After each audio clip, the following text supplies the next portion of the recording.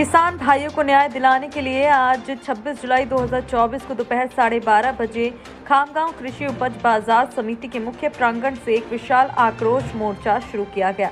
इस आक्रोश मोर्चे में भारतीय राष्ट्रीय कांग्रेस एनसीपी, शरद पवार गुट के साथ साथ शिवसेना, उद्धव ठाकरे गुट के पदाधिकारी, कार्यकर्ता और किसान बड़ी संख्या में मौजूद थे।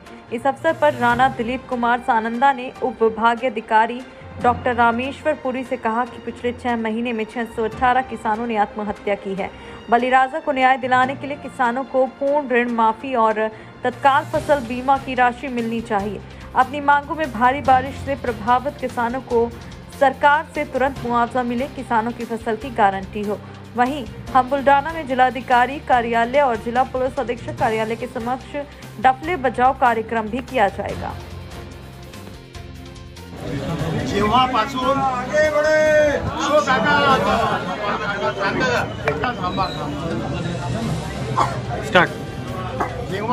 महाविकास विकास आघाडीचं सरकार, विशेष म्हणजे शिंदे साहेबांच्या नेतृत्वाखाली आलेलं हे महायुतीचं शिवसेना भाजपाचं सरकार जेव्हापासून आलं तेव्हापासून आपल्या या महाराष्ट्रामध्ये निसर्गाचा जणू काही कोप आहे। मोठ्या प्रमाणामध्ये शेतकरी जो आहे हवालदिल झालेला आहे। मोठ्या प्रमाणामध्ये शेतकरी बांधव आत्महत्या करीत आहे। या विदर्भामध्ये मागील 6 महिन्यामध्ये 618 पेक्षा जास्त जो जगाचा पोषित आहे त्यांनी आत्महत्या केली। विशेष म्हणजे मोठ्या घोषणा करून लोकांना मोठ्या प्रमाणामध्ये त्यांची दिशाभूल करण्याचा प्रयत्न करण्यात आज महाविकास आघाडीच्या वतीनं यामध्ये आदरणीय शरद पवार साहेब यांचा राष्ट्रवादी पक्ष, आदरणीय आमचे उद्धवजी ठाकरे माजी मुख्यमंत्री त्यांचा शिवसेना पक्ष, भारतीय राष्ट्रीय काँग्रेस आमचे नेते मल्लिकार्जुन खरगे व राहुल गांधी यांचा काँग्रेस पक्ष याच्या माध्यमातून शासनाचं लक्ष वेधण्यासाठी जो माझ्या शेतकरी बांधवांमध्ये मोठ्या प्रमाणामध्ये आक्रोश आहे, तो आक्रोश दाखवण्याकरिता आज सर्व आमचे शेतकरी बांधव मोठ्या प्रमाणामध्ये या आक्रोश मोर्चामध्ये ते सहभागी झाले। त्यांना निवेदन देण्यात आलं। या निवेदनामध्ये सर्वात महत्त्वाचं म्हणजे माझा जो बळीराजा आहे त्याची संपूर्ण कर्जमाफी झालीच पाहिजे। ते म्हणतात तर डबल इंजिनचं सरकार आहे, मोठ्या प्रमाणामध्ये आमच्याकडे पैसा आहे। जर त्यांच्या राज्यामध्ये जर शेतकरी सुखी असतात तर शेतकरी बांधवांनी जो जगाचा पोशिंदा आहे त्यांनी आत्महत्या केल्या नसत्या। म्हणून संपूर्ण कर्जमाफी, विशेष म्हणजे मागे मोठ्या प्रमाणामध्ये आमच्या शेतकरी बांधवांनी पीक कर्ज काढलं, अनेक चक्रा मारल्या, परंतु आजपर्यंत पीक विम्याचे पैसे त्यांना मिळालेले नाही।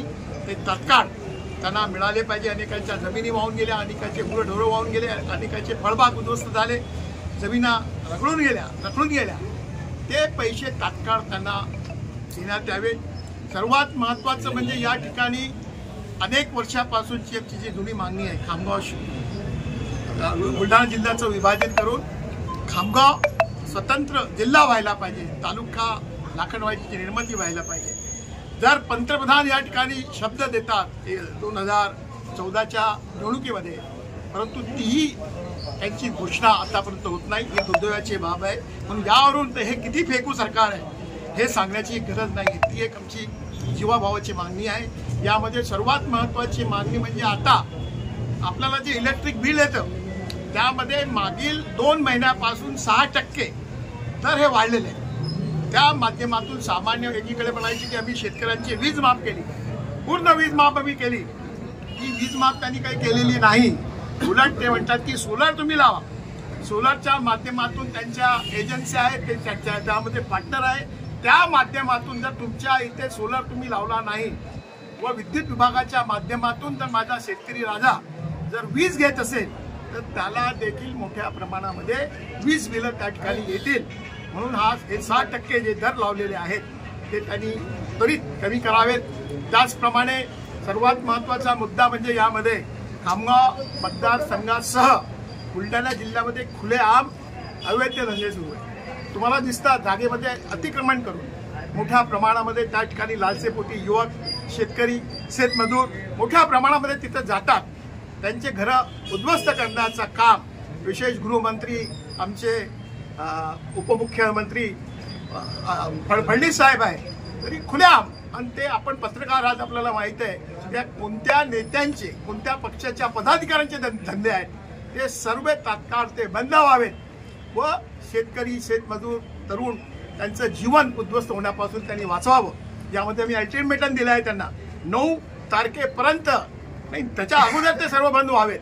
जर 9 ऑगस्टपर्यंत त्यांनी बंद केले नाही तर खामगाव मतदारसंघातील सर्व जण जे आहेत त्यांनाही माझी विनंती आहे, जिथे जिथे अवैध धंदे सुरू असतील त्याचे फोटोग्राफ द्या, व्हिडिओ द्या.